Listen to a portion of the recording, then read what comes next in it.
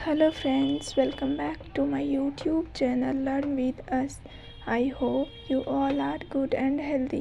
तो फ्रेंड्स, आज के इस YouTube वीडियो में मैं आप लोगों को लेसन प्लान के फॉर्मेट के बारे में बताने वाली हूँ। तो आइए देखते हैं।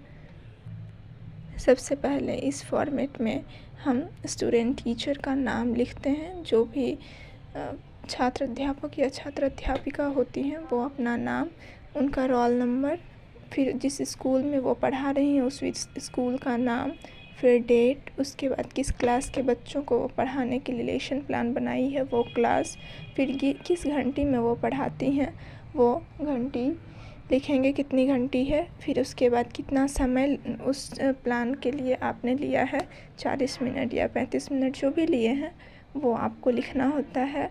उसके बाद किस सब्जेक्ट का आपने लेसन प्लान बनाया है वो सब्जेक्ट, जैसे कि अगर आप हिस्ट्री का बनाए हो तो इसके लिए सामाजिक अध्ययन होता है। फिर साइंस के अंदर भी बहुत सारे टॉपिक होते हैं, तो साइंस का बना रहे हो तो आप सब्जेक्ट में साइंस लिखें, या फिर मैथ्स का बनाए हैं तो मैथ्स लिखें। जो भी टॉपिक, जो भी सब्जेक्ट का आपने लेसन प्लान बनाया है उस सब्जेक्ट को लिखें।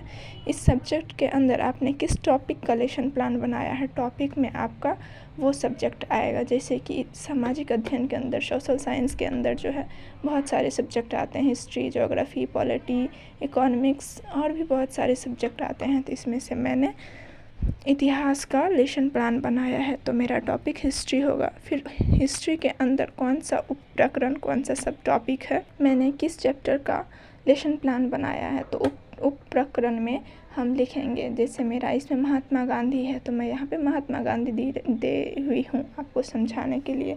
फिर इतना करने के बाद आइए हम चलते हैं आगे। इसके बाद फिर हमारा जनरल जो एम्स होता है, सामान्य उद्देश्य, इसमें हम लिखते हैं कि बच्चों को इस टॉपिक के से हम क्या सिखाने वाले हैं उसको लिखते हैं। जनरली ये 3 या 5 क्वेश्चन सामान्य उद्देश्य के अंदर आता है। जैसे कि अगर हम इतिहास पढ़ा रहे हैं तो हमारा एम होगा छात्रों को इतिहास के प्रति रुचि जगाना, छात्रों को या बच्चों को इतिहास विषय का महत्व बताना, या फिर हम जो भी टॉपिक पढ़ा रहे हैं, जैसे कि हमारा टॉपिक महात्मा गांधी है तो छात्रों को महापुरुषों के बारे में बताना। ये हमारा सामान्य उद्देश्य है। सामान्य उद्देश्य में हम 3 या 5 क्वेश्चन रख सकते हैं। इसके बाद हमारा स्पेसिफिक एम्स यानी कि विशिष्ट उद्देश्य आता है। विशिष्ट उद्देश्य में हमारा जो मुख्य टॉपिक होता है उससे रिलेटेड हम क्वेश्चन बनाते हैं। जैसे कि छात्र को महात्मा गांधी के बारे में बताना, यानी कि छात्र महात्मा गांधी के बारे में जानेंगे। उसके बाद छात्र उनके जीवन से ज्ञान प्राप्त करेंगे और छात्र उनकी तुलना अन्य महापुरुषों से कर सकेंगे। ये सभी हमारे विशिष्ट उद्देश्य में आएंगे। इतना करने के बाद फिर हम आगे चलते हैं। सामान्य उद्देश्य और विशिष्ट उद्देश्य के बाद हमारा शिक्षण विधि आता है, टीचिंग मेथड। हम किस मेथड से बच्चों को पढ़ा रहे हैं ये, तो जैसे कि इसमें हमारा प्रश्न उत्तर करेंगे, हम प्रश्न करेंगे, बच्चे उत्तर देंगे या फिर हम उसका उत्तर देंगे। तो ये प्रश्न उत्तर विधि, और जिस टॉपिक को हम बच्चों को एक्सप्लेन करेंगे, समझाएंगे, ये हमारा व्याख्यान विधि होगा। फिर आगे हमारा आएगा टीचिंग एड्स, मतलब कि इस टॉपिक को पढ़ाने में हम बच्चों को किस किस शिक्षण सहायक सामग्री का उपयोग करते हैं जिससे बच्चे अच्छी तरह से समझ सके या फिर बच्चों को उनके बारे में अच्छी तरह से नॉलेज हो सके। तो इसके लिए हम किस तरह से किस सामग्री का उपयोग करके पढ़ाते हैं वो सभी हमारे लिए शिक्षण एड्स, शिक्षण सहायक सामग्री होते हैं। तो इसमें हम लिख सकते हैं चॉक, सैम्पल, चार्ट, चित्र आदि, और भी आप अगर कुछ का उपयोग कर रहे हैं तो वो डाल सकते हैं। इसके बाद हमारा आता है प्रीवियस नॉलेज की, छात्र महात्मा गांधी के बारे में क्या जानते हैं, इसको हम पूर्व ज्ञान कहते हैं। तो पूर्व ज्ञान में छात्र महात्मा गांधी के बारे में सामान्य जानकारी रखते हैं, इनको कुछ पता है महात्मा गांधी के बारे में। अब हम यहाँ से प्रस्तावना प्रश्न बनाएंगे। प्रस्तावना प्रश्न बनाने के लिए सबसे पहले हम देखते हैं कि हम छात्र से वो प्रश्न पूछेंगे जो उनको पता हो। तो हम पूछेंगे भारत को आज़ादी कब मिली, पहला प्रश्न हमारा ये होगा। तो छात्र बताएंगे कि 15 अगस्त 1947 को। फिर दूसरा प्रश्न होगा आज़ादी दिलाने में किन किन महापुरुषों ने अपना योगदान दिया था। तो सभी बच्चों को जिसको जो पता होगा वो बताएंगे, जैसे महात्मा गांधी, BR अम्बेडकर। तो यहीं से हम अपना टॉपिक बनाएंगे कि बच्चों आप लोग महात्मा गांधी के बारे में क्या जानते हैं।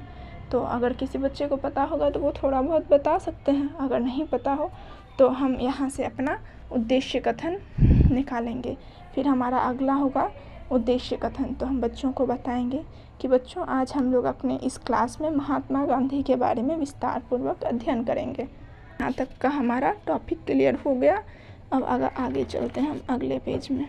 तो अब हमारे फॉर्मेट में आएगा, पहले आएगा शिक्षण बिंदु, फिर छात्र अध्यापक क्रिया, फिर उसके बाद छात्र क्रिया, फिर उसके बाद श्यामपट्ट कार्य, उसके बाद मूल्यांकन। तो शिक्षण बिंदु में सबसे पहले हम लिखेंगे प्रस्तुतिकरण, उसके बाद हम लिखते हैं विकासात्मक प्रश्न। विकासात्मक प्रश्न में हम वो प्रश्न लिखते हैं जिससे हमारा ये टॉपिक आगे पढ़ाने के लिए तैयार हों। जैसे हम लिखेंगे महात्मा गांधी का जन्म कब हुआ। अगर हम महात्मा गांधी से रिलेटेड पढ़ा रहे हैं तो आप किसी और भी चैप्टर से रिलेटेड पढ़ा रहे हैं तो आप बच्चों को उस चैप्टर से रिलेटेड थोड़ा बहुत प्रश्न उत्तर कर सकते हैं। तो बच्चे को अगर पता हो तो बताएंगे, अगर नहीं पता हो तो आप बोलें कि हम आगे इसके बारे में चर्चा करेंगे। फिर दूसरा प्रश्न हम निकालेंगे महात्मा गांधी का पूरा नाम क्या है, या फिर अगर उनको नहीं पता हो तो हम अब बच्चों को बताएंगे। अगर बच्चे को पता है तो ठीक, नहीं तो फिर यहीं से हम स्टार्ट करेंगे कि बच्चों चलो हम महात्मा गांधी के जीवन परिचय के बारे में जानते हैं। तो फिर अब इस छात्र अध्यापक या छात्र अध्यापका क्रिया में हम महात्मा गांधी के बारे में जो भी डिटेल्स हैं उनके बारे में वो लिखेंगे, हम छात्रों को बताएंगे उनके बारे में। और जब हमारा टॉपिक ख़त्म हो जाए तो फिर हम बच्चों से बोधात्मक प्रश्न की बच्चे ने उस टॉपिक से हम जो समझाए हैं उनसे वो क्या सीखे हैं, क्या उनको समझ में आया है, कहाँ वो नहीं सीख पाए हैं, कहाँ उनको दिक्कत है। 2-4 क्वेश्चन करके देख लेंगे कि उनको कितना समझ में आया है, कितना नहीं आया। तो उसी को हम बोधात्मक प्रश्न कहते हैं। तो बोधात्मक प्रश्न में हम 1, 2, 3 या 4 क्वेश्चन कर सकते हैं। इतना करने के बाद फिर जब हम समझा रहे होते हैं तो उस समय छात्र क्रिया में हम लिखते हैं कि छात्र छात्राएं ध्यानपूर्वक सुनेंगे, फिर जो समझेंगे, जो नहीं समझ में आए तो वो पूछेंगे, ये सभी हम लिखते हैं छात्र या छात्र क्रियाशीलन कार्य में। फिर श्यामपट्ट कार्य में हम जब व्याख्या कर रहे होते हैं तो उस समय हम बच्चों को जो महत्वपूर्ण बातें होती है, जैसे कि महात्मा गांधी का जन्म कब हुआ, जन्म कहाँ हुआ, उनका पूरा नाम क्या था, वो कब कहाँ गए, उन्होंने क्या क्या आंदोलन की थी, उस आंदोलन का नाम, इससे रिलेटेड जो भी महत्वपूर्ण बिंदु हमें लगती है वो सब हम श्यामपट्ट पे लिखते हैं। तो वही श्यामपट्ट कार्य में हम उस प्रश्नों को लिखेंगे। मूल्यांकन प्रश्न को हम नहीं लिखेंगे, उनको छोड़ देंगे। इसके बाद चलिए आगे चलते हैं। आगे है रिसेप्शन, आगे आता है पुनरावृत्ति प्रश्न। इस प्रश्न में हम वही जो बौद्ध प्रश्न में या फिर जो हम बच्चों को पढ़ाएं उससे रिलेटेड 4-5 प्रश्न देते हैं, बच्चों से पूछते हैं, बच्चे उसका उत्तर देते हैं। फिर अब हम इतना पढ़ाने के बाद बच्चों को होमवर्क देते हैं। जो टॉपिक हमने पढ़ाया है उससे रिलेटेड बच्चों को 2 या 3 क्वेश्चन होमवर्क में दे देते हैं। इतना करने के बाद ये हमारा लेसन प्लान का फॉर्मेट ख़त्म हो जाता है। उसके बाद नीचे छात्र अध्यापक या छात्र अध्यापिका अपना सिग्नेचर करेंगी। उसके बाद जो भी पर्यवेक्षक होंगे इधर वो अपना सिग्नेचर करेंगे। अगर आप लोगों को ये हमारा समझाने का तरीका पसंद आया तो आप हमें कमेंट करके ज़रूर बताएं। Thank you.